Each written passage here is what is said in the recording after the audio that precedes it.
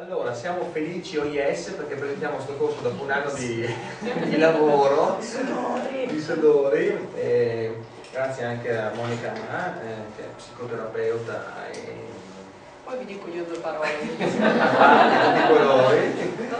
tutti i colori, e diciamo a questa unione anche di interessi, sono anni che elaboro questo tipo di percorso che è appunto l'aspetto, se volete, psicologico, emozionale della vitale, quindi una cosa un po' particolare, ma ci vuole anche un professionista un po' in questi ambiti anche che lo presenta e ci sa entrare bene, anche perché io rimango... Allora, io invece mi chiamo Monica Ma, sono una psicoterapeuta, mi occupo di cervello, di mente, la mente che si sgretola e la mente che si ricompone. Io mi occupo di disturbi d'ansia, disturbi depressivi, ma nello specifico, soprattutto in questi ultimi 10 anni, lavoro con persone che hanno l'Alzheimer, quindi una demenza, un deterioramento cognitivo a livello grave, ma non solo, quindi mi occupo di queste menti che si sgretolano e ti fanno capire di quante altre cose noi siamo composti, davvero, quindi al di là di un pensiero chiaro, lucido, coerente, ci sono molte altre cose che si possono scoprire, quindi mi sento onorata di poter lavorare con queste persone che ogni giorno mi presentano un quadro di vita sempre più variopinto e colorato, e prossimamente ritornerò a lavorare anche con un altro particolare stato di coscienza che è lo stato vegetativo. Quindi avevo già lavorato con persone in stato vegetativo, persone che escono dal coma ma non si svegliano sufficientemente per poter essere vigili e operativi come siamo noi, ed è un altro particolarissimo stato di vita perché è sempre vita, all'interno del quale possono arrivare tantissime non solo informazioni ma soprattutto insegnamenti. Quindi nel momento in cui ci si avvicina a questi casi, davvero la prima cosa è ringraziare per quello che sta arrivando, al di là del dolore di tutto quello che c'è attorno, ovviamente, perché poi io mi occupo molto, in quel caso specifico, soprattutto dei familiari e anche delle persone che tutti i giorni si occupano di queste menti che sembrano non ci siano, invece non ci sono, mentre nell'altro caso persone che magari sono anche belle poderose, che corrono a destra e a sinistra com'è, in realtà hanno queste menti sbriciolate, allora bisogna andare un po' a recuperare i pezzi. Perché vi ho raccontato questo? Perché la mia grandissima passione è da sempre la persona, è da sempre l'essere umano, noi, me stessa e tutte le persone che incontro e che ho sempre incontrato.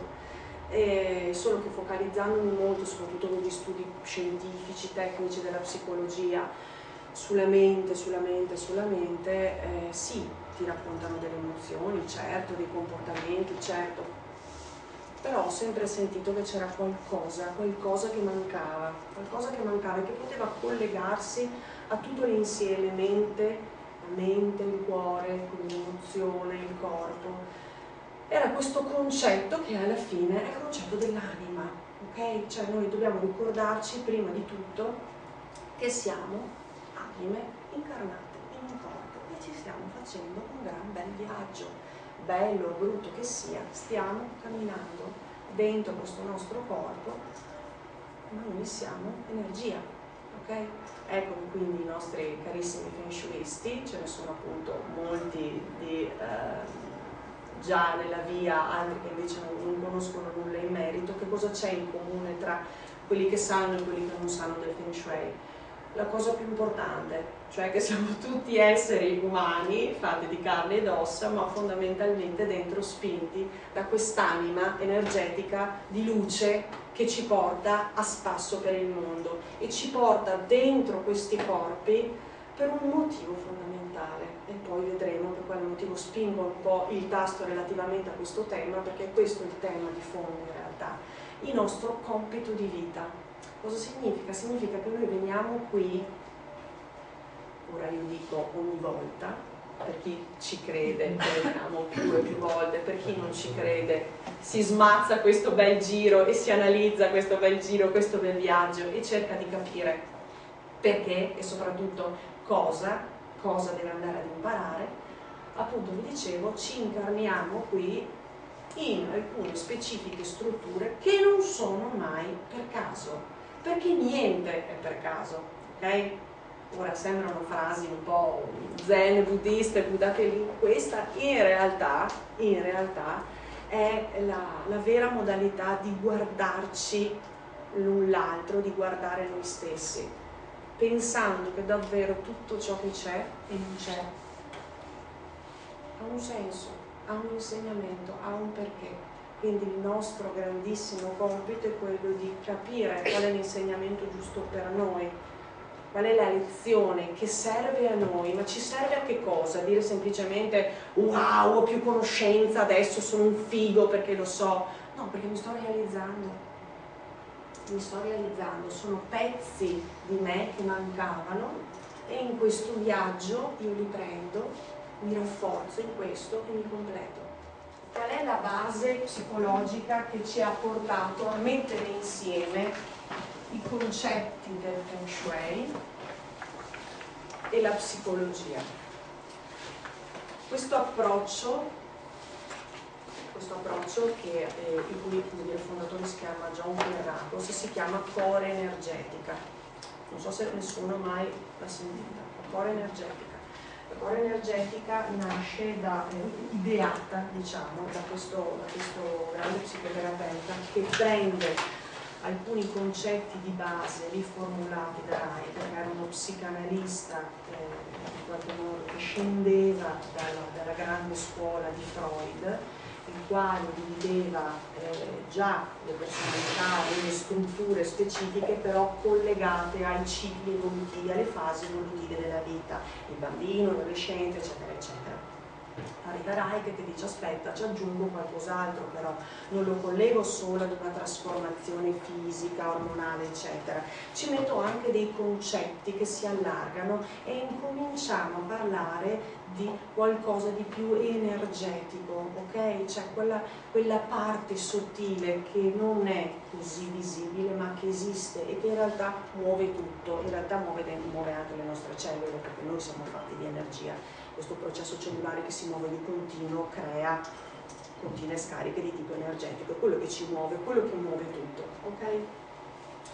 Sulla base di questo c'è la ripresa di questo Pierrakos. Io vi faccio una sintesi, super sintesi, perché voglio già arrivare a partire alle nostre strutture, per arrivare a dirvi cosa? Che lui studia la possibilità di analizzare e quindi anche di caratterizzare le persone, guardandole, analizzandole, attraverso i concetti fisici, quindi struttura corporea, psicologici, quindi tutta la parte emozionale, comportamentali, ma anche animici, perché riprende lì il concetto dell'anima che dice aspetta un po', non dobbiamo tirarla da parte, è parte integrante del nostro studio, ok?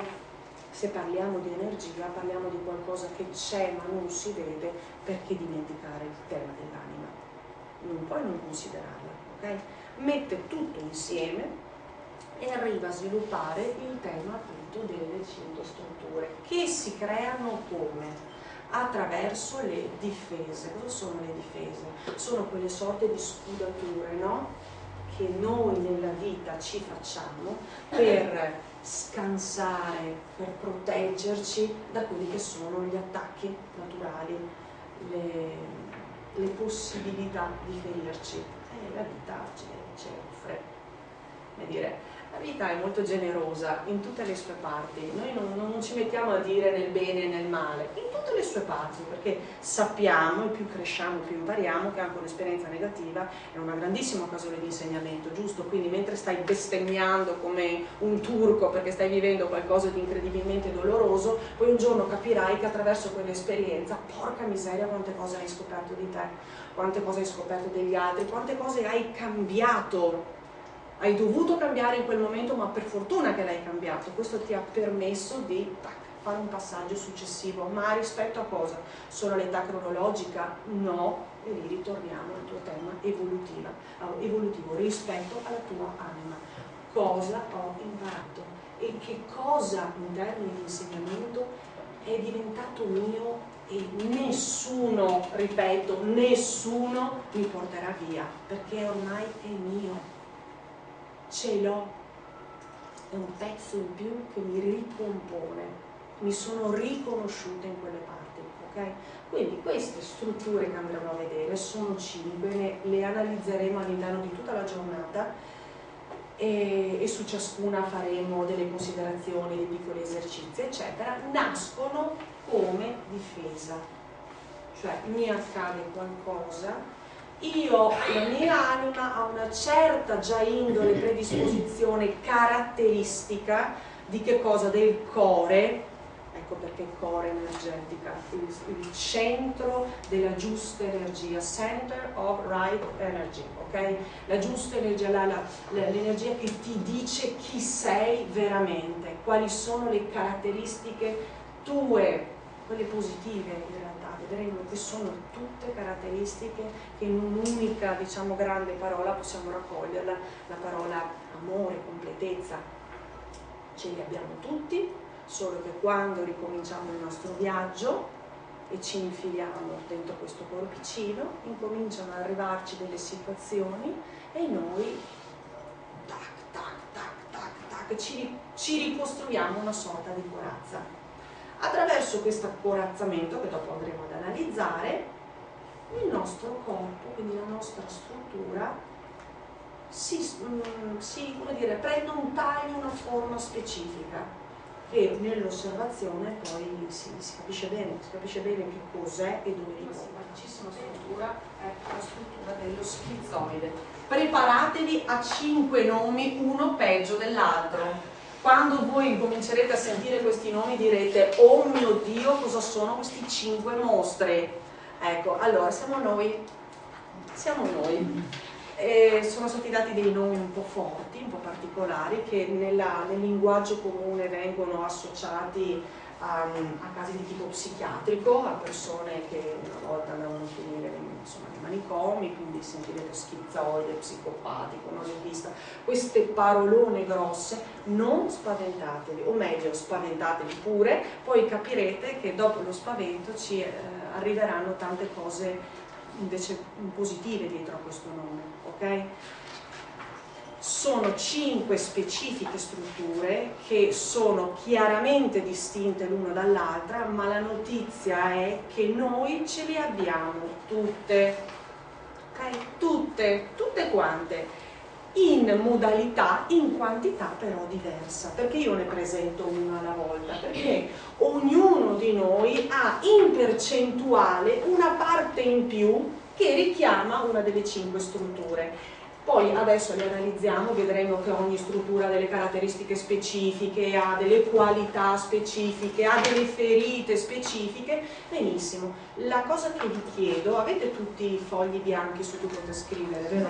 Perfetto, allora la cosa che vi chiedo è, mano a mano che io vi presento le caratteristiche di queste strutture, se vi arriva qualcosa, anche solo una parola, una frasetta che trovate, e poi dite: mamma mia, questa cosa qui mi risuona un ninin, giusto? Me la sento un attimino mia, mi ricorda qualcosa di mio. Segnatevela, proprio due parole, proprio segnatevela, perché alla fine della presentazione della struttura faremo un piccolo giro di valutazione e vedremo un attimo che cosa o chi. La struttura è abbastanza semplice da comprendere, parliamo ovviamente dell'esterno, guardate che razza di abitazione, come sono costruite. Ora è vero che non ne troviamo 100 al giorno così, quando le troviamo però 2 domandine ce le facciamo di sicuro, non solo rispetto a chi ha costruito questi edifici, ma anche a chi ci abita, ragazzi, ma anche a chi ci abita. Cioè, ho capito che magari uno ti può aver puntato una pistola alle tempie e ti ha detto: o stai sotto un ponte o la prima casa che trovi ti ci infili dentro e ti crei la tua tana.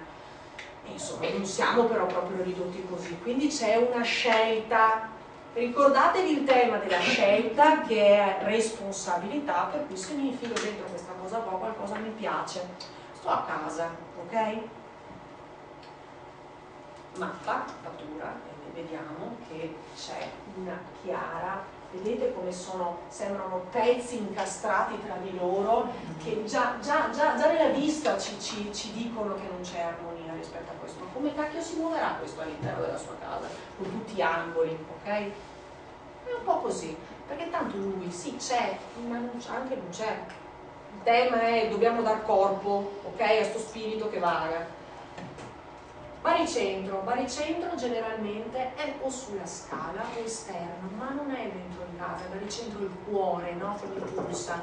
Cosa avevamo detto del cuore dello schizoide? Era bello aperto e caldo o è chiuso come un negozio a Ferragosto ed è sul freddino andante? Marco ce l'ha in casa il baricentro questo? Ce la sta fuori? Guarda, scusa, ma il baricentro si rifiuta di entrare, mi rifiuto di stare dentro sta casa, o me la scaldi, o me la armonizzi, o me la completi un po', oppure io non ci entro, ok?